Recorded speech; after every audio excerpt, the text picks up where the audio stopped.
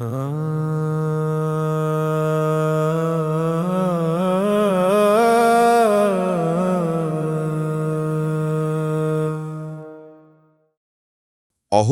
প্রধান উদ্দেশ্য শ্রোতাদের বিনোদন, কোনো ধর্মীয় সম্প্রদায় ও ব্যক্তিগত বিশ্বাসকে আঘাত করা নয়। আমরা আশা করব অহর্নিশি শ্রোতারা শুধুমাত্র গল্প শোনার উদ্দেশ্যেই এই গল্পটিকে গ্রহণ করবেন। মদ্যপান, ধূমপান এবং মাদক সেবন স্বাস্থ্যের পক্ষে ক্ষতিকর। এই গল্পের সমস্ত ঘটনা ও চরিত্র কাল্পনিক। যদি বাস্তবের সঙ্গে কোনো মিল থেকে থাকে তা নিতান্তই কাকতালীয়।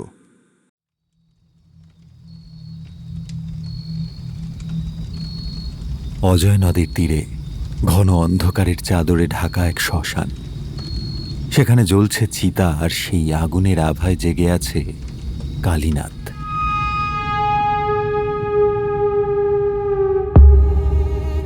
কলমে জনপ্রিয় লেখিকা রীমা গোস্বামী দাস। রীমা গোস্বামী দাস আধুনিক বাংলা সাহিত্যে, বিশেষ করে ডিজিটাল প্ল্যাটফর্মে এক সুপরিচিত নাম। লেখিকা তার লেখনীতে পৌরাণিক কাহিনী, তন্ত্র এবং থ্রিলারের এক অদ্ভুত সংমিশ্রণ ঘটিয়েছেন। দ্রাক্ষাণী, রুদ্রমা এবং মহাবিদ্যার অভিশাপের মতন জনপ্রিয় উপন্যাসের স্রষ্টা তিনি, যিনি পাঠকদের অলৌকিক এবং মনস্তাত্ত্বিক জগতের এক অন্য সীমান্তে নিয়ে যেতে সিদ্ধহস্ত। এর আগে অহর্নিশিতে বিশিষ্ট লেখিকার দুটি গল্প প্রচারিত হয়েছে। প্রথম কাক ও চতুর্মাস, দ্বিতীয় হিড়িম্বার মায়া আয়না। দুটি গল্পকেই আপনারা যথেষ্ট ভালোবাসা দিয়েছেন। এবারের গল্পটিও সেই ভালোবাসা পাবে আশা রাখি। তাহলে চলুন অজয় নদের তীরের সেই শ্মশানে পা রাখা যাক, যেখানে জীবনের শেষ আর সাধনার শুরু এক বিন্দুতে এসে মিশেছে। শুরু হচ্ছে কালীনাথ সিরিজের প্রথম গল্প, কালীনাথ। শুনতে থাকুন অহর্নিশি।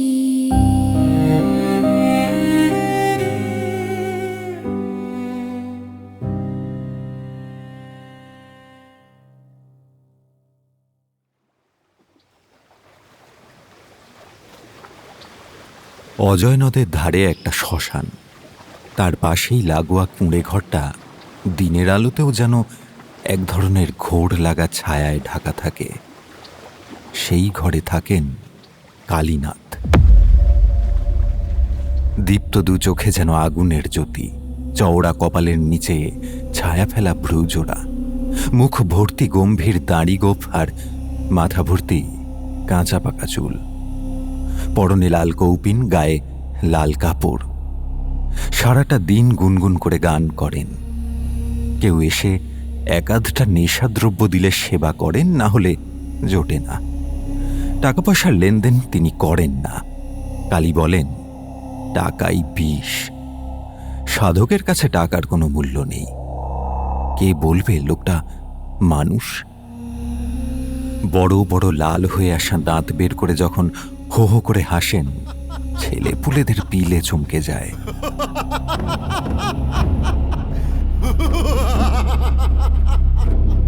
গায়ের লোকেরা বলে, ও তো সাধারণ মানুষ না, ও তান্ত্রিক, মুন্ড মালিনীর উপাসক। তবু শ্মশানে দাহ করতে গিয়ে সব নড়ে উঠলে বা মাঝরাতে কারো ঘরে অদ্ভুত শব্দ হলে ছুটে যায় কালীনাথের কাছেই। কারো হাঁস উধাও হলে, কারো সন্তান ঘুমের মধ্যে কেঁদে উঠে জ্ঞান হারালে কালীর কুঁড়ে ঘরের দরজায় কড়া নাড়ে তারা। কিন্তু গত 3 মাস ধরে এমন কিছু ঘটছে যার ব্যাখ্যা কারো কাছে নেই। এই অজয় নদের ধারে একটা প্রাচীন গ্রাম দুর্লভপুর। সেখানে কি যে হয়েছে, নতুন বউ এলেই মৃত্যু হচ্ছে তাদের, তাও ঠিক 2 দিনের মাথায়। মরা পাওয়া যাচ্ছে যখন তখন, চোখ খোলা মৃতদেহ, গায়ে আঁচড়ের দাগ, মুখে নিঃশব্দ আর্তনাদ যেন জমে আছে। এখন পর্যন্ত 5টা মৃত্যু, 5টাই নতুন বউ। পুরো গ্রামটা আতঙ্কে। ছেলেরা বিয়ে করতে চাইছে না। অনেকেই কালীনাথকেই সন্দেহ করছে, অনেকে আবার তাকেই পরিত্রাতা ভাবছে। তবে কালীনাথ চুপ করে সব দেখছেন।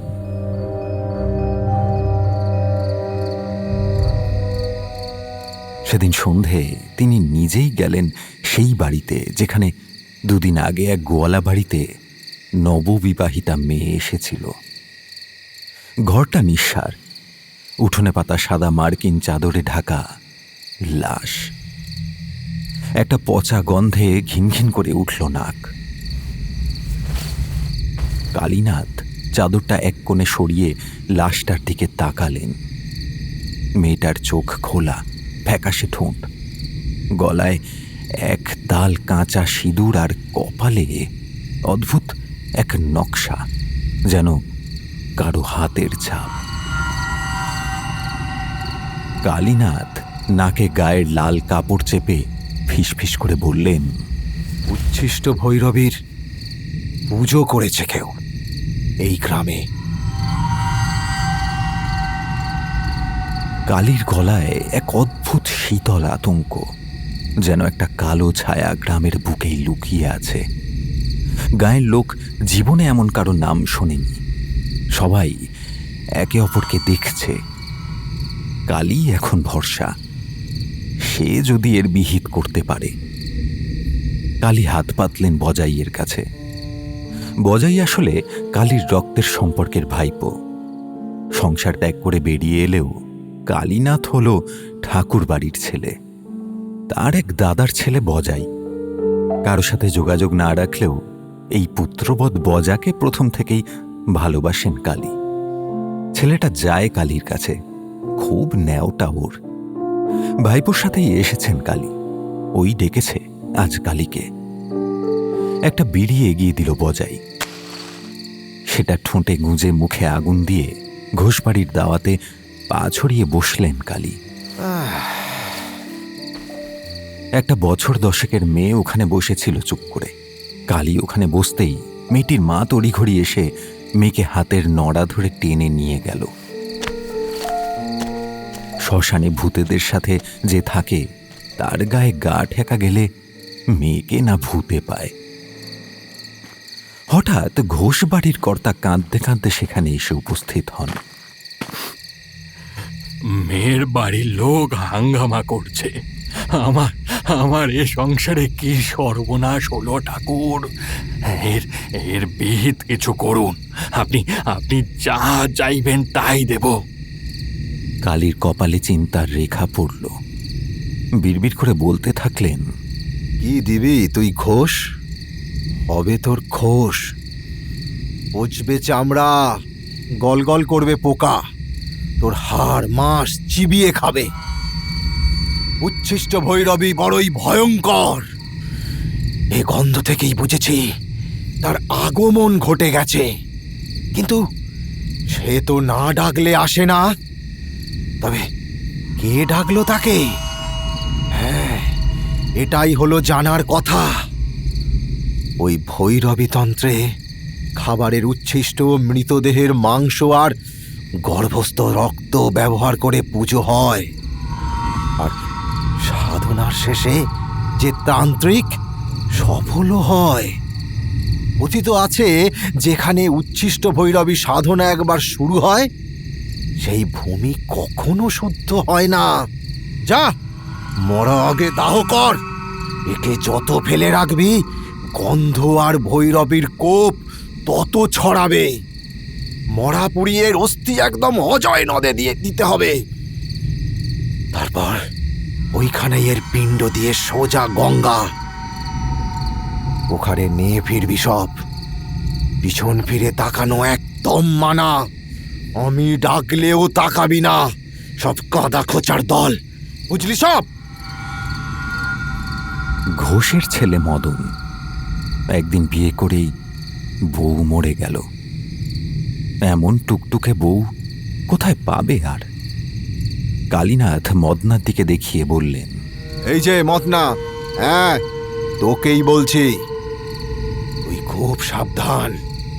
মুখে আগুন দিয়ে মিটিয়ে দে, মিটিয়ে দে একদিনের বিয়ের সম্পর্ক।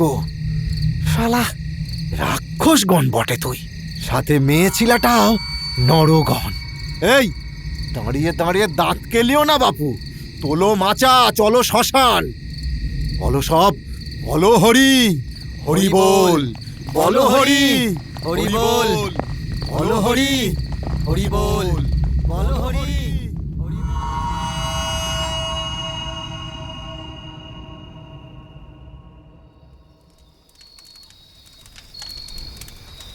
কালির ঠোঁটে গোজা বিড়ি নিভে গেছে। শ্মশানের পাশে অজয় নদ, তার জোলো হাওয়াতে ঠান্ডা লাগছে। চিতায় জ্বলছে ঘোষবাড়ির নতুন বউটার লাশ। মদন মাথায় হাত দিয়ে বসে, বজাই কালীনাথকে হালকা ধাক্কা দিলে। ও কাকা, বলো না, উচ্ছিষ্ট ভৈরবী কে? অনেক বছর আগেকার কথা, জানিস? তখন আমরা ছোট ছোট, অজয় নদের ধারেই ওই গোপন তান্ত্রিকের ডেরা। সেখানেই এক নারী তান্ত্রিক সাধনা করত, নাম ছিল ভৈরবী চণ্ডালিকা। শুনেছিলাম নিষিদ্ধ তন্ত্র সাধনায় সিদ্ধি পেয়েছিল সে। তার উপাস্য দেবী কালী মা ছিল না, বরং বলা যায় তার ছায়ারূপ উচ্ছিষ্ট ভৈরবী ছিল। ভৈরবী চণ্ডালিকা নাকি মৃতকে জীবিত করতে পারত, যা প্রকৃতির বিপক্ষে অবস্থান করে। একবার মৃত্যু হলে জীবন ফেরানো যায় না, তা প্রকৃতি বিরুদ্ধ। কৃষ্ণ পর্যন্ত তার প্রাণের চেয়ে প্রিয় বোন সুভদ্রার আকুতি পুত্রশোক দেখেও বিগলিত হয়ে অভিমন্যুকে জীবন দান করেননি, অথচ তিনি সহজেই সেটা করতে পারতেন। কিন্তু দেবতা আর উপদেবতার এই পার্থক্য, তারা সে সব কিছু পারে যা মানবতার আর নৈতিকতার অবক্ষয় করে। ভৈরবী চণ্ডালিকা উচ্ছিষ্ট ভৈরবীর সাধনা করে জীবন ফিরিয়ে দিত, কিন্তু তার বিনিময়ে দিতে হতো জীবন্ত নববধূর আত্মা। সেবার যখন খুব মেয়ে বউ মরছিল গ্রামে, তখন চণ্ডালিকাকে গ্রাম থেকে তাড়িয়ে দেয়া হয়েছিল। সে নাকি শপথ করেছিল, যে গ্রামে নারী অপমানিত হবে আমি সেই গ্রামের বুকে শ্বাস নেব, নববধূর মৃত্যুই হবে আমার আগমন বার্তা। বাপ ঠাকুরদার কাছে শোনা সেসব কথা, সত্যি মিথ্যে জানি না। শুনেছিলাম চণ্ডালিকা পরে আত্মাহুতি দেয় এবং তার আত্মা মিলিত হয় উচ্ছিষ্ট ভৈরবীর সেই মূর্তিতে, যা এই মাদনের দহে সে প্রতিষ্ঠা করেছিল।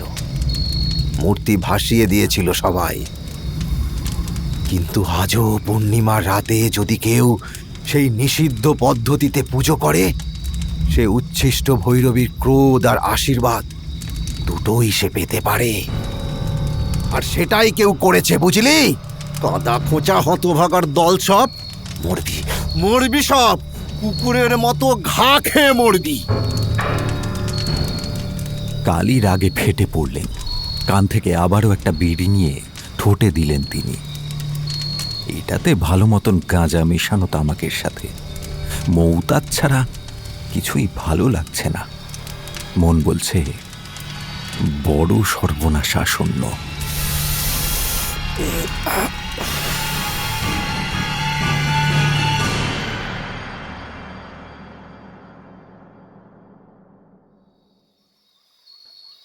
থমথমে রাত, অজয় নদের ধারে গা ছমছমে নীরবতা। কালীনাথ নিজের কুঁড়ে ঘরের ভিতরে গেলেন একবার। এক পুড়িয়া আফিং খেয়ে তিনি আবার হাতে ত্রিশূল নিয়ে বেরিয়ে পড়লেন। হনহন করে হেঁটে সোজা গেলেন শ্মশান ঘাটের দিকে। চিতায় জ্বলা মরার উপর দূর থেকে ত্রিশূল দেখিয়ে কি যেন বিড়বিড় করে বললেন কালীনাথ।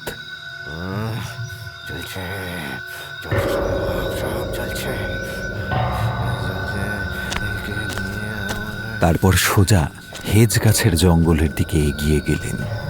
পিছনে গেল মদন, বজাই আর রাখু।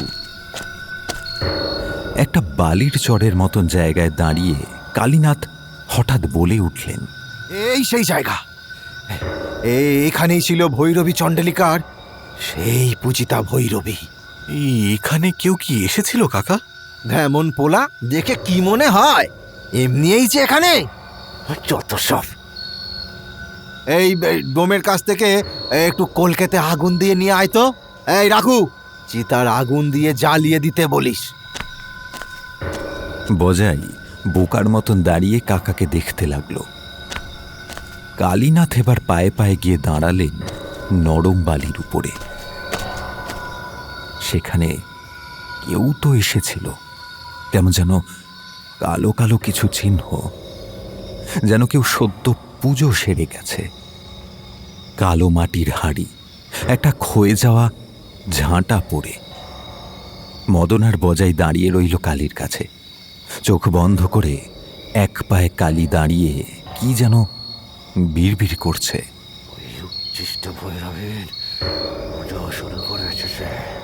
তারপর হঠাৎ কালীনাথ চিৎকার করে উঠলেন, সে ফিরেছে, লুকিয়ে আছে কোথাও এই গাঁয়ের মধ্যে। হ্যাঁ, সেই উচ্ছিষ্ট ভৈরবীর পুজো শুরু করেছে সে। আরো শক্তির উৎস হলো ওই নববধূদের আত্মা। হ্যাঁ, আর ও সব বুঝে গিয়েছে এই গ্রামই হলো আদর্শ ক্ষেত্র ও সাধনার জন্য। হ্যাঁ, কারণ যেখানে বিশ্বাস আছে, ভয় আছে, সেখানেই তো কুসংস্কারের সহজে দানা বাঁধে। হ্যাঁ। কালীনাথ কথাগুলো বলেই আবার চোখ বন্ধ করলেন। বজাই কিছুই বুঝল না, সে ফ্যালফ্যাল করে তাকিয়ে রইল। কালীনাথের কপালের মাঝখানে ঘাম জমতে শুরু করল। ত্রিশূল মুঠোয় চেপে তিনি এক নাগাড়ে মন্ত্রপাঠ করতে শুরু করলেন। জয় মুন্ড মালিনী, জয় মুন্ড মালিনী, ভৈরবীর ছায়া রুখে দে মা, রুখে দে মা, রুখে দে। কালীনাথের এহেন রূপ দেখে মদন আর রাখু ভয়ে পালিয়ে যেতে উদ্যত হল। দাহ সংস্কার শেষ প্রায়, আমাকে যেতে হবে, অস্থি নিতে হবে তো। ভোর হতে দেরি নেই, তোরা যা সব, আমি কাকাকে নিয়েই ফিরবো। শালার সামনে আমারও বিয়ে, আমার বউকে মরতে দেখতে চাই না। আজ যেখানে মদন দাঁড়িয়ে সেখানে নিজেকে দেখতে চাই না। এই অশান্তির বিহিত করতেই হবে। মদন আর রাখু চলে গেল। কালীনাথ মন্ত্র জপ করেই চলেছেন। বজাই বালির চরে বসে রইল। হঠাৎ ঝোপের ভেতর থেকে একটা খসখস শব্দ কানে এলো। বজাই তাকিয়ে দেখল অনতি দূরে এক ছায়া মূর্তি, বেশ লম্বা, মুখ ঢাকা রয়েছে। এগিয়ে এসে দাঁড়ালো। বজাইয়ের বুকের রক্ত ছলাৎ করে উঠল। কে রে বাবা, ভূত নাকি? লোকটি বজাইকে তোয়াক্কা না করে এগিয়ে গেল কালীনাথের দিকে এবং দৃঢ় কণ্ঠে বলে উঠল, আটকাতে পারবে না তুমি কালী। মা মা করে দুটো জল বাতাসা দিয়ে পুজো দিলে কেউ কখনো সাধক হয় না।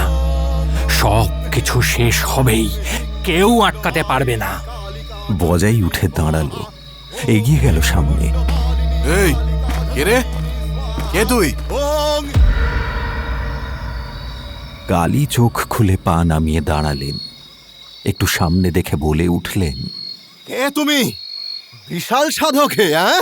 মানুষের অনিষ্ট সাধন করা কবে থেকে সাধনার অংশ হলো? হ্যাঁ,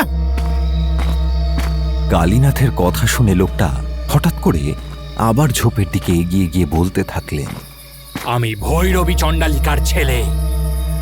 মায়ের অসম্পূর্ণ কাজ শেষ করতে এসেছি।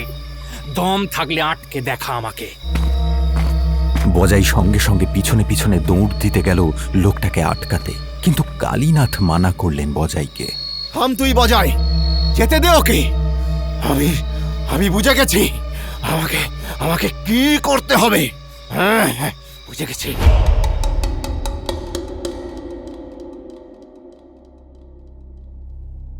রাতের শেষে বজাই ফিরে গেল বাড়ি, আর কালীনাথ তাঁর আশ্রমে। সারাটা দিন কালীনাথ জোগাড় করলেন সাধনার জিনিসপত্র, বজাই খাবার দিতে এসেছিল, কিন্তু কালীনাথ খাননি আজ সারাটা দিন। না খেয়েই লেগে আছেন নিজের কাজে। রাতের বেলা অজয় নদ থেকে ডুব দিয়ে ভিজে কাপড়ে উঠে এলেন কালীনাথ। নিস্তব্ধ রাত, গ্রামের সবাই ভয়ে ঘুমোচ্ছে, কিন্তু একটা কুঁড়ে ঘরের ভেতরে জেগে আছে আগুনের মতন দীপ্ত এক পুরুষ, কালীনাথ। তার সামনে কালী মূর্তির মতোই এক দেবী মূর্তি, কালীনাথের আরাধ্যা মা মুন্ডমালিনী। গলায় মুন্ডমালা, হাতে খড়গ আর চোখে আগুন। এই দেবীর পুজো হয় না ফুল বেলপাতা দিয়ে, কালীনাথ মায়ের পুজো করেন নিজের রক্ত দিয়ে। কালীনাথ শ্মশান থেকে জোগাড় করে আনা 5টা মাথার খুলি একত্রে বসালেন ত্রিকোণে। মাঝে রাখলেন লাল কাপড়ে মোড়া এক লাল শালুকানিতে জড়ানো পুঁথি। কালীনাথের ভারী গলায় এক গম্ভীর ঝাঁঝালো মন্ত্র উচ্চারিত হচ্ছে। জাগো জননী, জাগো, শ্মশান ভূমির শিরোমণি, রক্ষা করো তোমার ভক্তদের। জাগো মা, জাগো, জাগো জননী। শনশন করে বাতাস বইছে, সারা গায়ের বাতি নিভে গেল হঠাৎ। সামনের আগুনের শিখা নীলচে হয়ে উঠল। কালীনাথের আঙুল থেকে এক ফোঁটা রক্ত গিয়ে পড়ল মা মুন্ডমালিনীর পায়ে। এক মুহূর্তে বাতাস ভারী হয়ে উঠল। জোরে নিঃশ্বাস ফেলার আওয়াজ তিনি অনুভব করতে পারলেন। কালীনাথ আবার জপ শুরু করলেন। জাগো জননী, জাগো, শ্মশান ভূমির শিরোমণি, রক্ষা করো তোমার ভক্তদের। হঠাৎ করেই ধোঁয়ার ভেতর থেকে এক নারী মূর্তি আবির্ভূত হল। শুধু মূর্তি নয়, এক জ্বলন্ত বিভীষিকা। জাগো জননী, জাগো জননী, জাগো, শ্মশান ভূমির শিরোমণি, রক্ষা।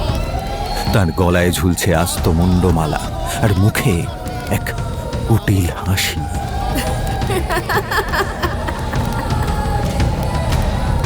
কালীনাথ জানেন পরীক্ষা দিতে হবে তাকে। মা এসেছেন পরীক্ষা দিতে, তাই তো এমন কুটিল হাসি। ভক্তকে হারিয়ে দেবার প্রচেষ্টা এই হাসি। তোর রক্ত আমি নিলাম, কিন্তু বিপ্রজিৎ এসেছে আমার ছায়া ভৈরবীকে নিয়ে। যদি তাকে ঠেকাতে চাস, তবে পূর্ণ রক্ত সিদ্ধি চাই। ভৈরবী এক নববধূর স্বেচ্ছা আত্মবলি পেলেই দুর্জয় হয়ে উঠবে। তুই ঠেকাতে পারবি না কালীনাথ। লড়াইটা কিন্তু অসম। তুই প্রস্তুত তো? কালীনাথ থমকে গেলেন কিছুক্ষণ। এ কেমন পরীক্ষা? মা কি সাথে থাকবেন না?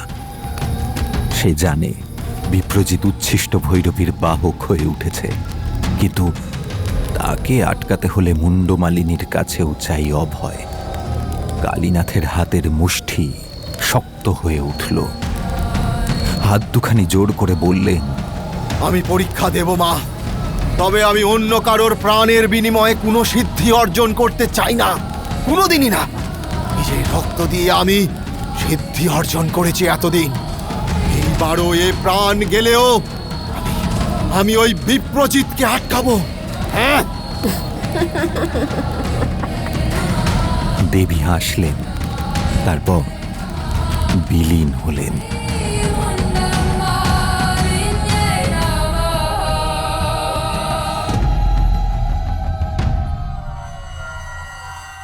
কালীনাথ থেমে নেই। রাতের শেষ প্রহরে শ্মশানে পৌঁছে গেছেন তিনি। দুহাত আঁচলা ভরে মাটির কলসিতে ভরছেন শ্মশানের ভস্য। এক নববধূ এই গ্রামে আসবে, সে আত্মবলি দেবে। অন্য বধূদের মতন তাকে মরতে হবে না, নিজেই নিজেকে শেষ করবে সে যে আসলে পূর্বজন্মপ্রাপ্ত চণ্ডালিকা। তার জন্ম কুল শুদ্ধ, কিন্তু তার আত্মা অশুদ্ধ। আর তাই তার রক্ত একাধারে দুটি দিকেই টান তৈরি করে, ভক্তি ও ভয়। এমন আত্মা উচ্ছিষ্ট ভৈরবীর পুজোয় উৎসর্গ হলে তান্ত্রিক শক্তি হবে অপ্রতিরোধ্য। কিন্তু কালীনাথ জানেন, যদি সেই আত্মাকে সৎ পথে মোড়ানো যায়, তবে সে নিজেই হয়ে উঠবে বিপর্যয় রোধকারী রক্ত দেবী।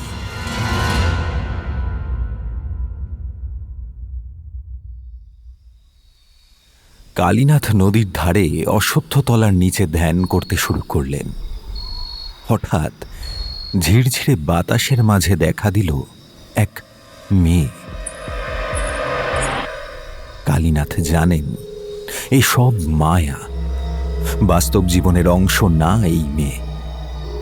সাধনার সময় এমন অনেক কিছুই সাধক দেখে যা খোলা চোখে দেখা যায় না, সাধারণ মানুষ দেখে না। মেয়েটির পরনে লাল সাদা শাড়ি, মাথায় লাল সিঁদুর, চোখের নিচে ক্লান্তি আর অদ্ভুত গভীরতা।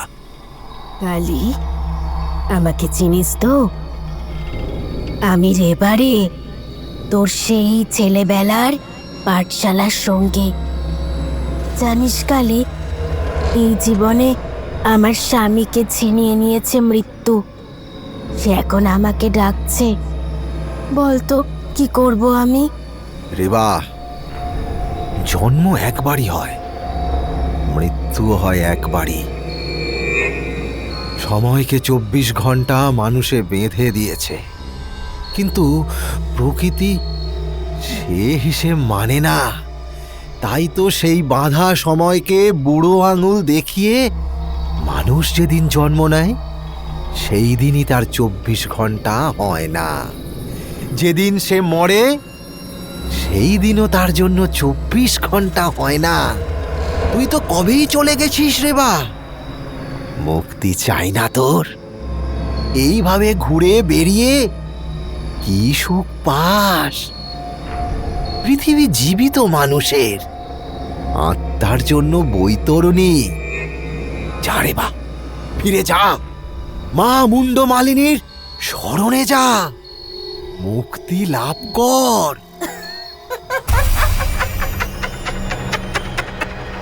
নিমেষে সুন্দর বালিকা বধূ ভয়ঙ্কর রূপ নিল। হি হি করে হেসে উঠল, পোড়া মুখ, শরীর থেকে চামড়া গলে পড়ছে। আমি এতেও ভয় পাচ্ছি না। আবাগি, যা যা যা দেখি, যা, আমাকে সাধনা করতে দে। এই বলে তিনি চোখ বোঝালেন। ঠিক তখনই আকাশে বিজলি চমকে উঠল। পেছন থেকে ভয়ানক হাসির শব্দ ভাসতে শুরু করল। চোখ বন্ধ থাকলেও কালীনাথ বুঝতে পারেন, ওর সামনে বিপ্রজীব এসে দাঁড়িয়েছে। তার চারপাশে কালো ধোঁয়ার ঘূর্ণি, মুখে কুৎসিত উচ্ছিষ্টের ছাপ, চোখ দুটো লাল রক্তের মতো। এই কালীনাথ, এবার তোকে শেষ করেই ফেলি। সঙ্গে সঙ্গে কালীনাথ প্রচণ্ড রাগে ত্রিশূল তুলে ধরলেন হাতে। এই কালীনাথ সেই মাদানের ঝুপড়িতে গাঁজা সেবন করা কালীনাথ না। এ ভয়ঙ্কর এক সাধক, যার মাথায় হাত আছে স্বয়ং ঈশ্বরের। কালীনাথ হুঙ্কার দিলে, মা মুন্ড মালিনী তোর তেজ সহ্য করবে না বিপ্রজিৎ। এই গায়ে আমি আর একটাও নববধূ মরতে দেব না। আর আমার সাথে আছেন শ্মশানবাসিনী ভদ্রকালী। বিপ্রজিৎ পিছিয়ে গেল। রেবাকে আর দেখা গেল না। কালী ত্রিশূল তুলে দেখিয়ে বললেন, মর মিনসে মর, সাধনা করিস তুই? আবাগির পো, এই তোর সাধনা? তোর পথ ছেড়ে কালোর পথ ধরেছিস। তোর পতন নিশ্চিত। হ্যাঁ, তোর পতন নিশ্চিত।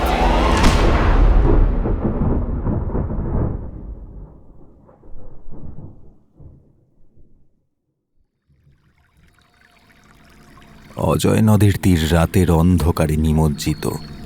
এখানেই আজকাল অমাবস্যার রাতে যখন আকাশ কালো অন্ধকারের চাদরে ঢেকে যায়, বাতাসে মৃত্যুর গন্ধ ভেসে বেড়ায়, তখনই বিষাদ শক্তি প্রবলতর হয়ে ওঠে।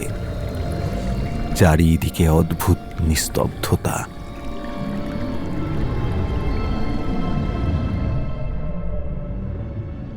গ্রামে সদ্য বিয়ে করে নতুন বউ এনেছে বজাই। কালীনাথ ত্রিবেণী সঙ্গমে গিয়েছিলেন, তাই তিনি বিয়েতে যেতে পারেননি। এমনিতেও তিনি সংসার ত্যাগী। বজাইয়ের বউ তো আর শ্মশানে আসবে না কাকা শ্বশুরকে প্রণাম করতে, তাই কালীনাথ বজাইয়ের অনুরোধে জানিয়েছিলেন খুব তাড়াতাড়ি তিনি নিজেই ভিটেতে গিয়ে বৌমাকে আশীর্বাদ করে আসবেন। কিন্তু খালি হাতে কি আশীর্বাদ করবেন? দেবেন তো দেবেনটা কি? ওর কাছে গাঁজার ছিলিম, বিড়ি, মরার খুলি ছাড়া কোন দামি বস্তুটাই বা আছে? কিন্তু খালি হাতে কি ভাইপোর বউয়ের মুখ দেখা উচিত? এই সব ভাবতে ভাবতে কালীনাথের আর বউ দেখতে যাওয়া হচ্ছিল না। ত্রিবেণী থেকে জল এনে পুরো গ্রামকে মন্ত্রপুত করে বেঁধেছেন কালীনাথ। এখন বিপ্রজিৎ মারতে পারবে না নতুন বউগুলোকে, এটাই যা রক্ষে। কিন্তু সেই বউ তো এবার আসবে, যে নিজেই প্রাণের আত্মাহুতি দেবে উচ্ছিষ্ট ভৈরবীর জন্য। কিন্তু তাকে খুঁজবেন কেমন করে কালীনাথ?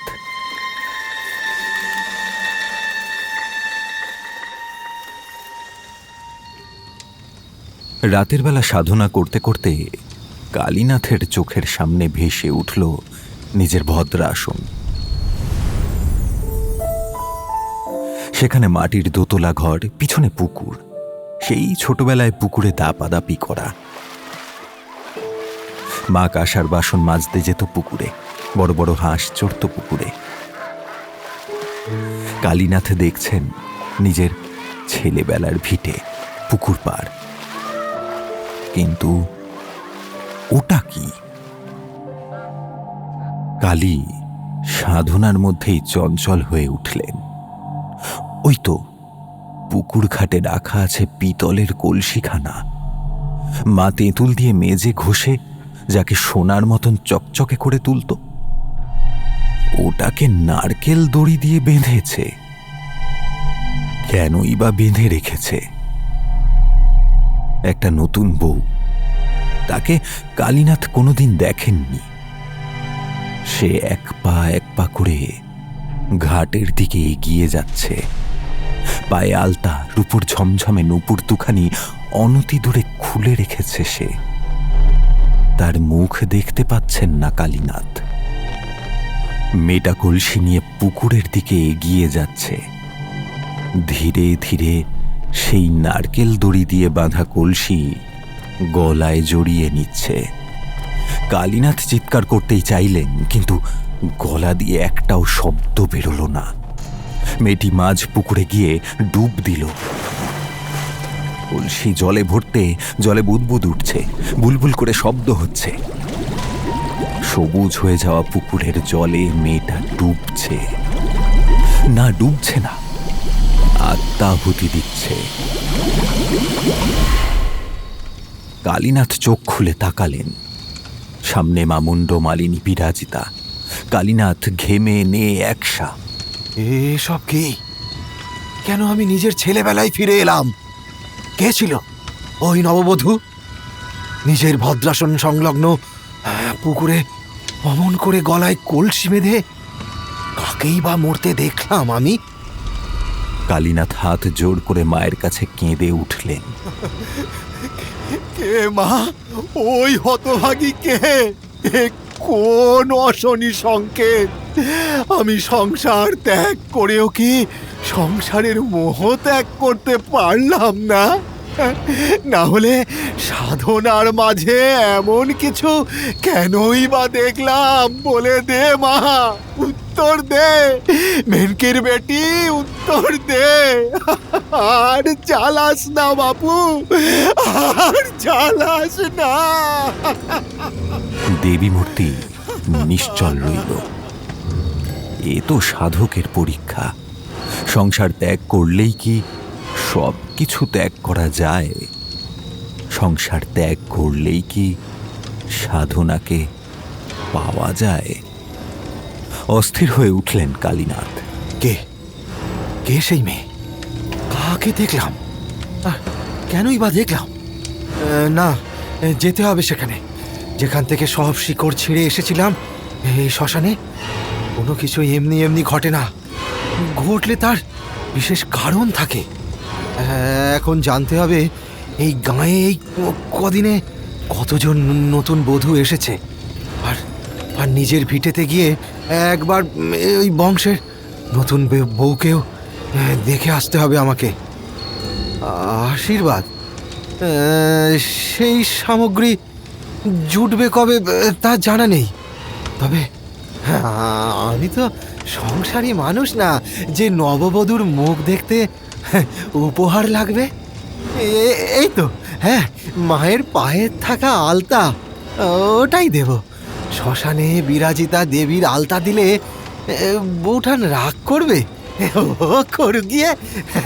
হ্যাঁ, এই আলতা একবার পরলে পায়ে বাঁধন লাগবে, নববধূ সুরক্ষিত থাকবে। না, ভোর ভোর বেরিয়ে যেতে হবে, দেখতে হবে, দেখতে হবে বিষয়টা।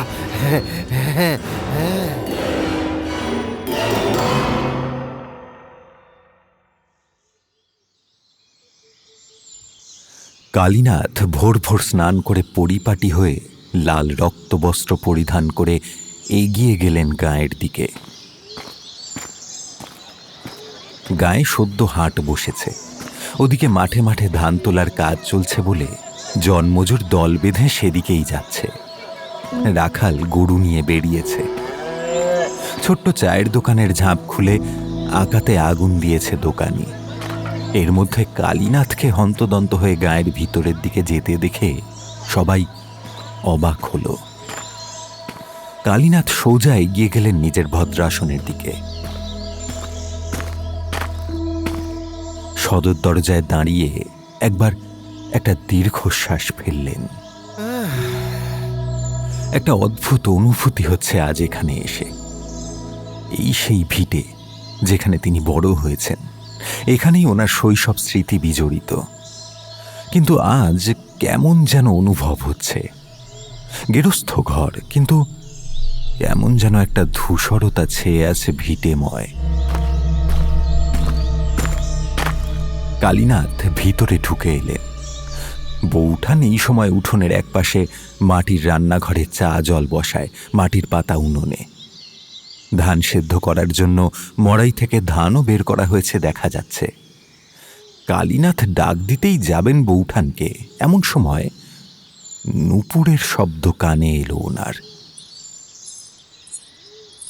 সজাগ হয়ে উঠলেন কালী। নতুন বউ নাকি?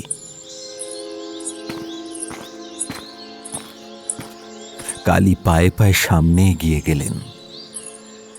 ওই তো একটা বউ, নতুন বউটাই হবে। কিন্তু সে ঝুঁকে অমন করে কি করছে? কালীনাথ দেখলেন বউটা নূপুর খুলে রাখল, তারপর ঘাটের দিকে এগিয়ে গেল। কালীনাথের মস্তিষ্ক সতর্ক হয়ে উঠল। মাঝরাতে এমনটাই তো দেখেছিলেন তিনি।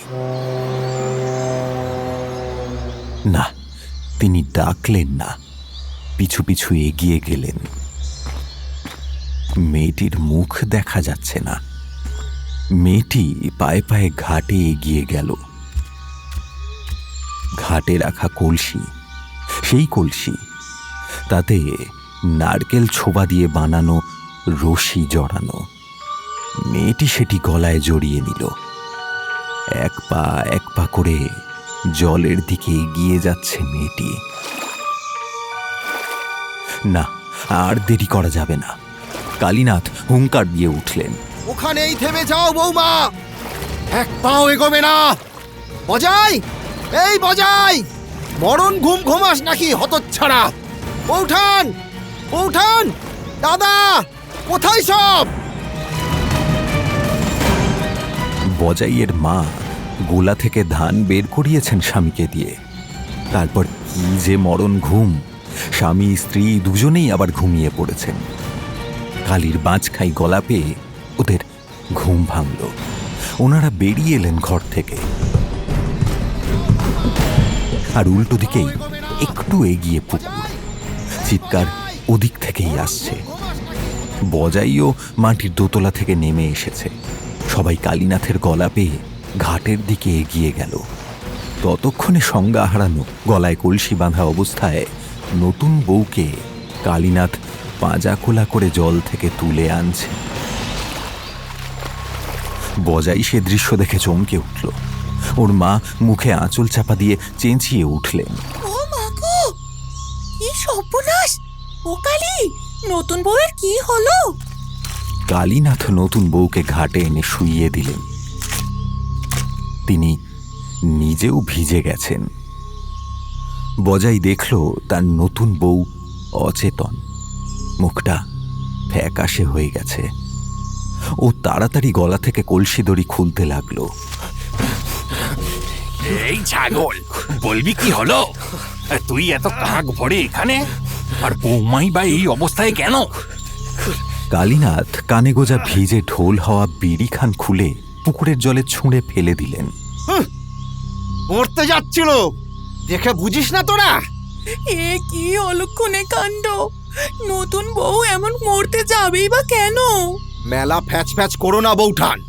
মেয়েটাকে ঘরে নিয়ে যাও, লঙ্কা পুড়িয়ে শুকিয়ে দাও, এক্ষুনি জেগে উঠবে।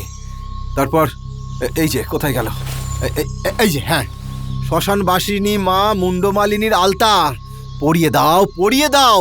অভাগীর পায়ে বেরি পড়বে, আর এমন অলক্ষণে কাজ করবে না। একই গায়ে নতুন বউ মরছে, তুই তো গা বেঁধে বললি আর কেউ মরবে না। সেই ভরসায় বেটার বিয়ে দিলাম, এখন আবার শ্মশান থেকে আলতা এনে নতুন বউকে পড়াতে বলছিস? আরে এই যে কি মেয়ে রে বাবা! কাল এক পেট খেয়ে ঘুমোতে গেল, আর আজ এখন মরতে যাচ্ছিল।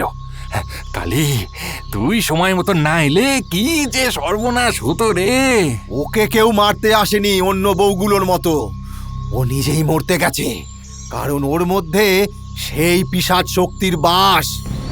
ওকে সেই শক্তি থেকে মুক্ত করতে হবে।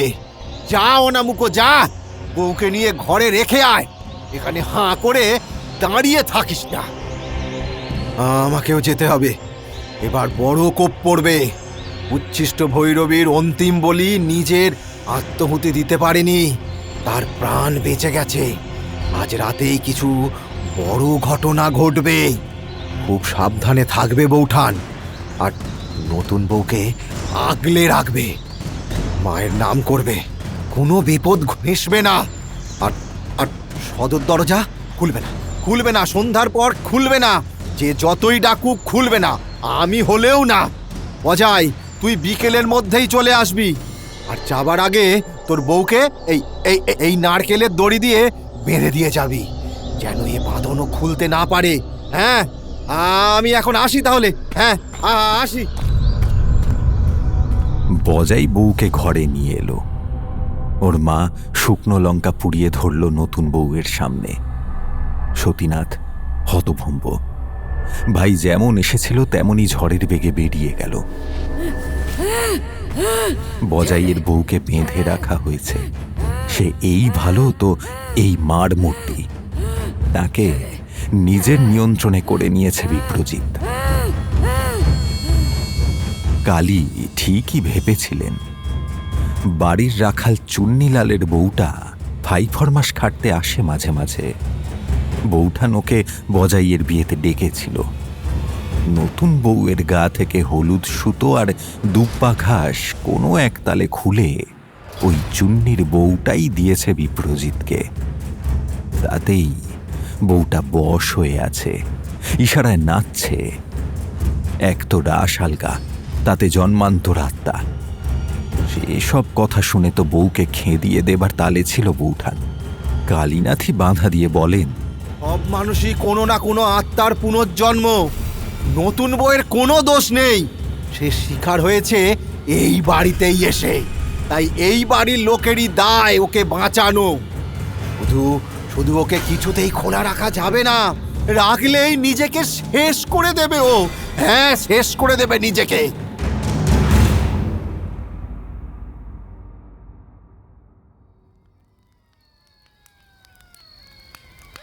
নিজের ভিটে থেকে ফিরেই কালী সাধনায় বসেছেন।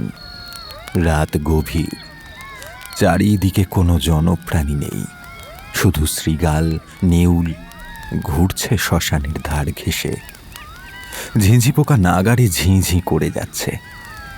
বিদঘুটে অন্ধকারে হঠাৎ একসঙ্গে শোনা গেল কালীনাথ আর বিপ্রজিতের মন্ত্রোচ্চারণ। দুটো সম্পূর্ণ বিপরীত শক্তির, সম্পূর্ণ বিপরীত ঈশ্বরের ডাকে। একদিকে ওং হিং ক্রিং চামুঞ্জায় মুন্ডমালিনী স্বাহা, অন্যদিকে উগ্র বৈরব বৈ উচ্ছিষ্ট চাটান্নয় ফট। বিপ্রজিতের শরীর থেকে বেরোচ্ছে এক কালো ধোঁয়ার ঘূর্ণি। সেই উচ্ছিষ্ট ভৈরবী, সে পিশাচিনী, একদম কঙ্কাল, সাপদ চাহনি, এক ভয়ঙ্কর বিশাল নারী মূর্তি, যার জিভ বেরোনো, গায়ে চিতার ছাই আর বুক জুড়ে গলিত রক্ত। উচ্ছিষ্ট ভৈরবী হাসতে হাসতে বলে উঠলেন, আজ এই গ্রাম আমার ভোগস্থল হবে। ধ্বংস, কামনা আর বলির রক্তের আষ্টে গন্ধে আমি খুশি। বিপ্রজিৎ এক দলা খাবার মুখে পুরে সেটা আবার আরাধ্যার দিকে এগিয়ে দিল।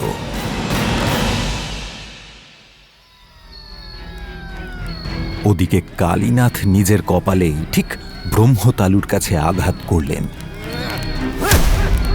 তার রক্ত ছিটকে পড়ল মুন্ডমালিনীর পায়ে।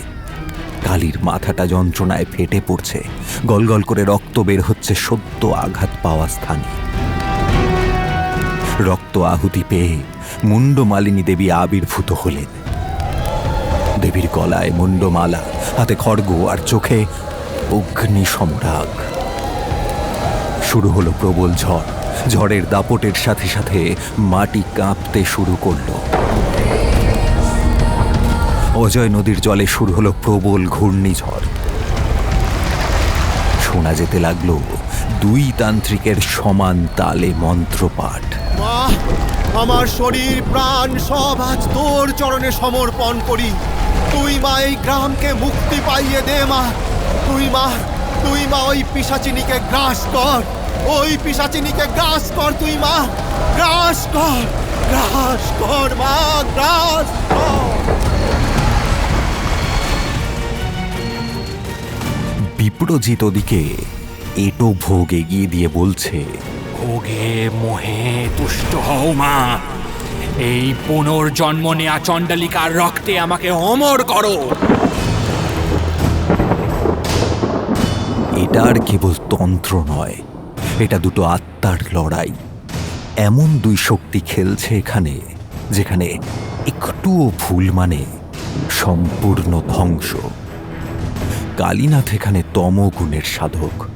তমগুণ অর্থাৎ অন্ধকার, স্থূলতা, নিষ্ক্রিয়তা, অবচেতনতা। কালীনাথ নিজে শ্মশানে থাকেন। তার সাধনা আধ্যাত্মিক, তার সঙ্গী ত্রিশূল, তার আরাধ্যা তামসিক দেবী মুন্ডমালিনী। কালী দিনে গাঁজা আফিং খান, কোনো লুকোচুরি নেই। তার পরনে থাকে রক্তবস্ত্র। তিনি নিজেকে নিস্পৃহ করেছেন সংসার থেকে। তমগুণের অভিব্যক্তি হল মৃত্যু ও ভয়কে কেন্দ্র করে আত্ম উপলব্ধি, অপবিত্রতাকে পবিত্রতায় রূপান্তরের চেষ্টা, শক্তিকে দমন নয় বরং তার সঙ্গে সহবাসের ক্ষমতা তৈরি করা। কালীনাথ ধ্যানী, পরিশ্রুত, ন্যায্যতায় বিশ্বাসী, কারণ তিনি তমগুণের উপর জয় লাভ করেছেন। তার তম এখন নিয়ন্ত্রিত শক্তি। আর বিপ্রজিৎ হল রজগুণের আধিপত্য লাভ করা সাধক।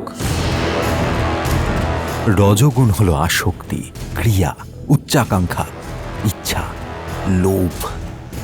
বিপ্রজিৎ ভৈরবী চণ্ডালিকার পুত্র, নিজের মার অসম্পূর্ণ কাজ শেষ করতে চায়, তাও মায়েরই পুনঃজন্ম নেওয়া আত্মার বলিদানের মাধ্যমে। তার ইচ্ছা ক্ষমতা অর্জন, মৃত্যুকে পরাস্ত করা, অমরতা লাভ করা। সে উচ্ছিষ্ট ভৈরবী তন্ত্রকে ভুল পথে পরিচালিত করেছে, যাতে আত্মার বিনিময়ে শক্তি মুক্তি পাওয়া যায়। রজগুণের অভিব্যক্তি হিসেবে বিপ্রজিতের সাধনা হল কামনা ও বাসনা থেকে পরিচালিত, যা নৈতিকতার তোয়াক্কা না করে ফলের প্রতি আকর্ষণে করছে সে। তার উদ্দেশ্য আত্মোন্নতি নয়, আত্মবিস্তার। রজগুণ তাকে উন্মাদনায় ঠেলে দিয়েছে, তাই সে ঈশ্বরকে পর্যন্ত ভয় পায় না, উল্টে প্রকৃতির বিপক্ষে গিয়ে মৃত্যু উপহাস করে। দুই বিপরীত গুণের সংঘাত আজ অনিবার্য। কালীনাথ হল তমগুণ থেকে মুক্ততান্ত্রিক, যে মৃত্যুর পথ দিয়ে আলো খোঁজে, আর বিপ্রজিৎ হল রজগুণে আক্রান্ত বিভ্রান্ত সাধক, যে আলো খোঁজে অন্ধকারের মাধ্যমে। কিন্তু সে এটুকু বোঝে না যে অন্ধকার আলোর আগমন বার্তা। এই সংঘাত এখন দুই সাধকের নয়, বরং দুই গুণের, তম ও রজদ্বন্দ্ব। এখানে সত্ত্বিক গুণের প্রতীক হিসেবে মুণ্ডমালিনী নিজেই উপস্থিত হতে চলেছেন, যিনি দুটো গুণের বাইরে গিয়ে ধর্ম ও প্রকৃতির ভারসাম্য রক্ষা করেন। কালীনাথ হাতে নিলেন মাথার খুলিটা। 1 বছর আগে ত্রিবেণী শ্মশান থেকে এনে ও তন্ত্রক্রিয়া সম্পন্ন করে এটা মায়ের মূর্তির কাছে রেখেছিলেন। এ খুলি যার তার নয়, এ খুলি কালীর গুরু নীলচরণ তান্ত্রিকের। গুরুর আত্মা আজ জাগিয়ে তুলে কালীনাথ 2 হাতের জায়গায় 4 হাত ব্যবহার করে ও শত্রুকে নিধন করবেন। এদিকে বিপ্রজিৎ দুয়ারে পৌঁছে গিয়েছে, সাথে আছে প্রলয়ঙ্করী উচ্ছিষ্ট ভৈরবী। কালীনাথ বিড়বিড় করে মন্ত্র পড়তে শুরু করলেন। খুলির ভেতর থেকে আগুন বেরিয়ে এসে আঘাত করল সরাসরি বিপ্রজিতের বুকে। ও ছিটকে পড়ল, কিন্তু তখনও হাসছে নির্লজ্জের মতো।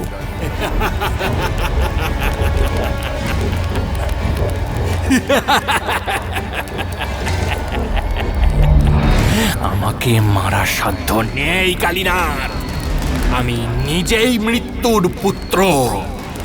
দেখ তোর সামনে আজ সম্মুখ সমরে কে। ধোঁয়ার মন্ত্রের আওয়াজে কাঁপছে নদের চর। কালীনাথ ও বিপ্রজিৎ সামনাসামনি দাঁড়িয়ে, মাঝখানে উচ্ছিষ্ট ভৈরবী। কালী জানে মুণ্ডমালিনী সহায় আছে, কিন্তু ওর সব পরিকল্পনায় জল ঢেলে দিয়ে সামনে এগিয়ে আসছে নতুন বউ। খোলা চুল, বড় বড় চোখ, পরনের ঘোমটা খুলে গেছে, এলোমেলো হয়ে গেছে শাড়ি। সবচেয়ে ভয়ঙ্কর বিষয় হলো সে এক হাতে ধরে আছে বজাইয়ের হাত। বজাই মাটিতে পড়ে ওকে ছেঁচড়ে নিয়ে আসছে নতুন বউ।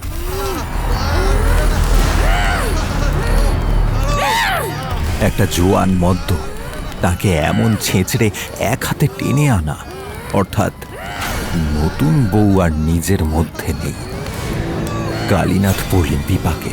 পুত্রসম বজাইকে বাঁচাবেন, না এসব অতিলৌকিক শক্তির সাথে লড়বেন তিনি? বেটা আস্ত হাদা, ওকে বলেছিলেন তিনি বউটাকে বেঁধে রাখতে, নিশ্চয়ই ফাঁদে পা দিয়েছে। ভগবান জানে দাদা বৌঠান কেমন আছে বাড়িতে। বজাইকে এক ঝটকায় ছিটকে দিল নতুন বউ, তারপর চিৎকার করে উঠল, আমি ভোগ করতে আসিনি, আমি যুদ্ধ করতে এসেছি। কালীনাথ বজাইকে দেখলেন, সে অর্ধ অচেতন, কাদাতে মাখামাখি।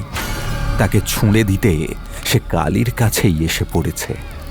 এই সুযোগ কালীনাথ বজাইয়ের এক হাত ধরে লাফিয়ে গিয়ে দাঁড়ান মাটির উপর রাখা তান্ত্রিক চক্রের মধ্যে। নতুন বউয়ের চোখ জ্বলে ওঠে। নতুন বউ, নতুন বউ! বিপ্রজিৎ ছুটে আসে নতুন বউয়ের দিকে, হাতে একটা কাটারি। আজই একে উচ্ছিষ্ট ভৈরবীর কাছে ভোগ দেবে সে, হয়ে উঠবে অমর। ভোগ দে বিপ্রজিৎ, আমাকে ভোগ দে। সত্য মৃত বিবাহিতা কুমারীর ভোগ। কালীনাথ এখন বজাইকে বাঁচাবে না প্রলয়ের হাত থেকে গ্রামকে রক্ষা করবে? মা, মা গো, আয় তুই আয় মা, নাম এবার যুদ্ধে। মা, মা নাম যুদ্ধে নাম। কালীনাথ এবার খুলিটা ছুঁড়ে দেন বিপ্রজিতের দিকে। হাতের কাটারি ছিটকে পড়ে। গুরুর আত্মা দখল করে বিপ্রজিৎকে। তৎক্ষণাৎ বিপ্রজিতের শরীর থেকে ধোঁয়া বেরোতে থাকে, মুখ বিকৃত হয়ে যায়, চোখ দুটো ফটফট করে ফেটে যায়, চুল খসতে থাকে, মুখ ঘুরে যায় পিছন দিকে, আর এক পলকে সে মাটিতে পড়ে যায়।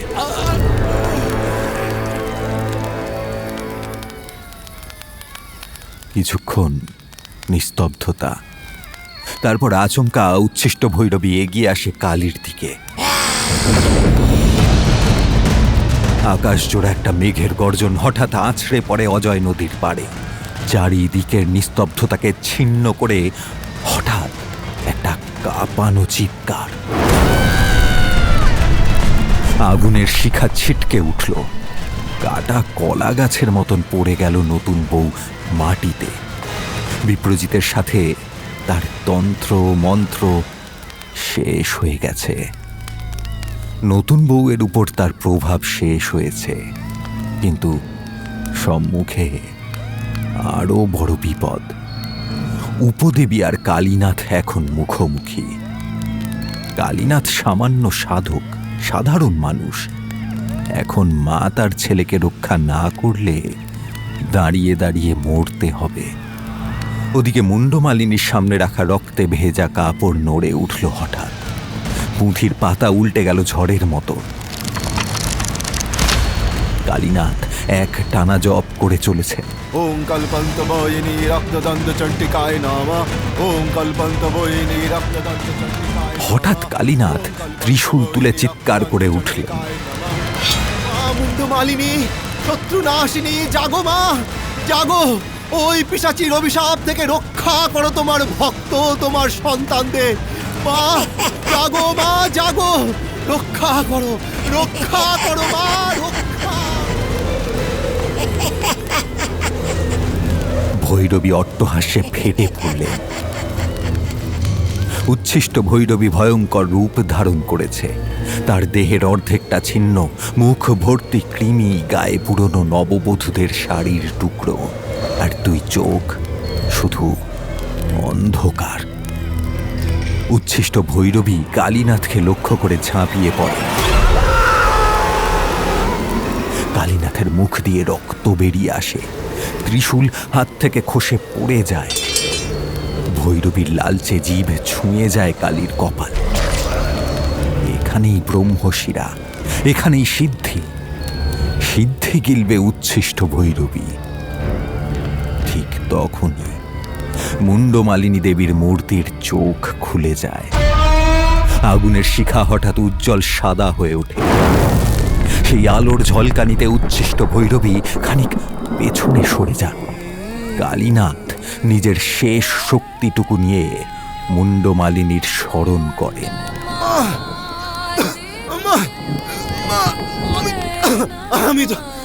আমি তো তোর সন্তান, আমায় আমায় বাঁচা মা, মা বাঁচা। এক ঝলক বাতাস হু হু করে উঠে এসে কালীকে ঢেকে ফেলে, যেন একটা ঘূর্ণির মধ্যে পড়েছে ও। সেই ঘূর্ণি এক এক করে কালী, বজাই, নতুন বউ সবাইকে গিলে ফেলে। কালীর কপাল থেকে রক্ত গড়িয়ে পড়ে ত্রিশূলে। ত্রিশূল জ্বলে ওঠে নীল শিখায়, আর সেই আগুনের মধ্যে দিয়ে এক নারী মূর্তি বেরিয়ে আসেন, মুন্ডমালিনী। তার মুখে জ্বলন্ত ধ্বংসের হাসি, হাতে খড়গ।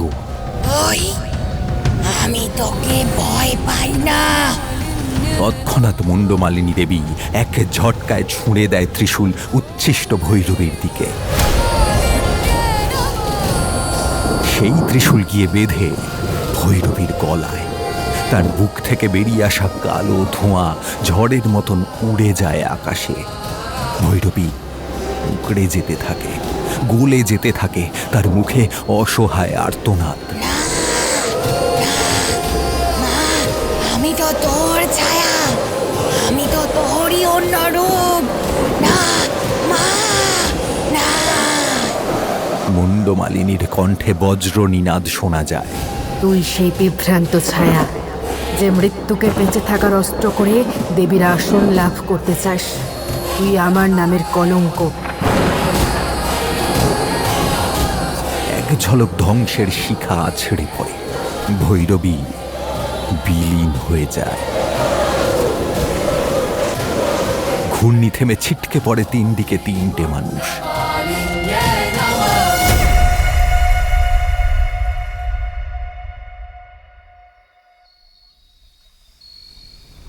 আর কোনো সাড়া নেই, শুধু শ্মশানের শীতল বাতাস বইছে। মুন্ডমালিনী দেবী অন্তর্নিহিতা হন। কালীনাথ চেতনা ফিরে পেয়ে নিঃশব্দে উঠে দাঁড়ান। তার মুখ রক্তে রাঙা, কিন্তু তিনি এখনো মায়ের কৃপায় বেঁচে আছেন। হাত জোর করে মুন্ডমালিনী দেবীর উদ্দেশ্যে মাথা ঝুঁকিয়ে কালীনাথ বলে ওঠেন, মা, এই গ্রাম আজ মুক্ত।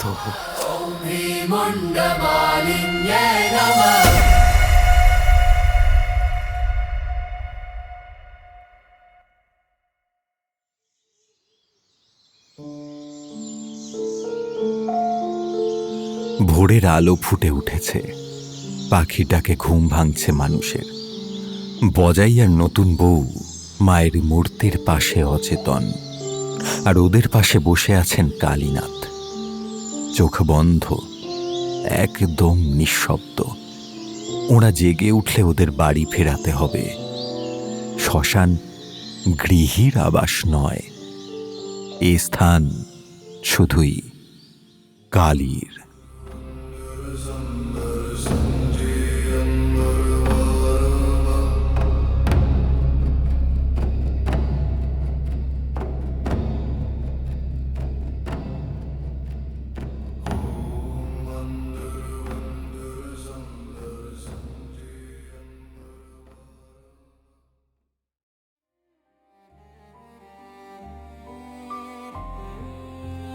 ভোরের আলো ফুটে উঠেছে অজয় নদের তীরে।